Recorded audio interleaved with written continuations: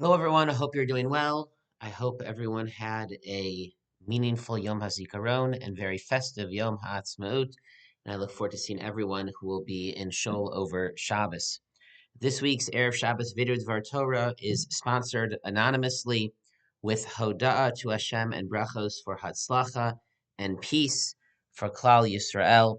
And as always, our Erev Shabbos Video Dvar Torahs are merit for everyone in Israel, in particular the hostages that remain in Gaza. Today is day 574 of their captivity. We are davening for their well-being and their immediate release or rescue. Davening as well for the success and safety of all soldiers fighting, the healing of all those who have been injured, and strength, protection, peace to everyone in Israel. This week we will read two parshas, the parshas of Tazria and Metzora, and the largest topic in those two parshas is, of course, tsaras, the leprosy-like affliction that could strike a person, their very body, or their garments, or their homes. And Chazal have a tradition that these afflictions would come in response as a punishment for certain sins, generally bein adam lechavero, interpersonal sins, and specifically, especially, the sin of lashon hara, of slandering, by pointing out the failings in others. The person will be struck with a blemish himself. By causing division, separating and isolating, excluding others, he would be punished or she would be punished by being sent out of the camp. However, beyond the specific mida keneged mida of lashon hara and saras, the broader point that saras would teach and show in the most immediate, vivid, true way was that the spiritual world does affect the physical one. That the mitzvos are not just ideas, they're not just values, that the will of God is the ultimate basis of reality, and whether or not we are aligned with it or not will affect this world. And an avera, a sin, will cause a blemish in a person's very body. And the truth is that more broadly, these two parshas are really about the world of Tuma and Tara, ritual purity and impurity in general, including saras, including the impurity related to other bodily functions. And the truth is, these two parshas are incredibly gory. They are about the body. They are about the blood and guts of a human being and the laws of ritual purity and impurity for both men and women, how they apply. And the lesson of these two parshas is that the Torah is not just for our mind, it's not even just for our heart, but is for our very bodies. That the Torah is meant to be in our bones, in our kishkes, in our very skin. And the Torah has rules and mitzvahs that affect our body. The our service of Hashem will affect our body, as demonstrated by Saras, and even our very bodies are part of the world of Avodas Hashem. On Erev Shabbos this year, we've been focusing our thoughts on Emuna, on faith in God, believing in God, trust in Hashem, and trying to find an insight related to Emuna in our Parsha. The Baalei Musar speak of a term that they coined Emuna Bachush, which means literally Emuna, faith in the senses, meaning a tangible, visceral faith. That we are not just supposed to believe with our minds. It's not just a philosophical idea. It's not even just emuna in our hearts. It's not just an emotional attachment to something, but emuna v'chush, emuna in our very beings, emuna again in our bones, in our blood and guts, in our very essence, in the most visceral, tangible way.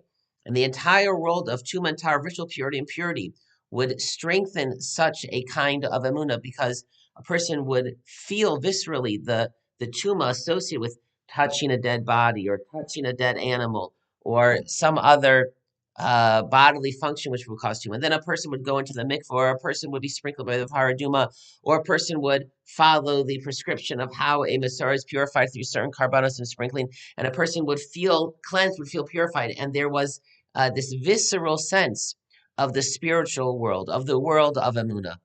And unfortunately, we basically have lost all that. With the destruction of the base of Migdash, there is no more tsaras. basically all the laws of ritual purity and purity no longer apply. We no longer practice them. And even if in some ways our understanding of Hashem, even if in some ways our Emuna is more sophisticated than it was in ancient times, perhaps we could say that.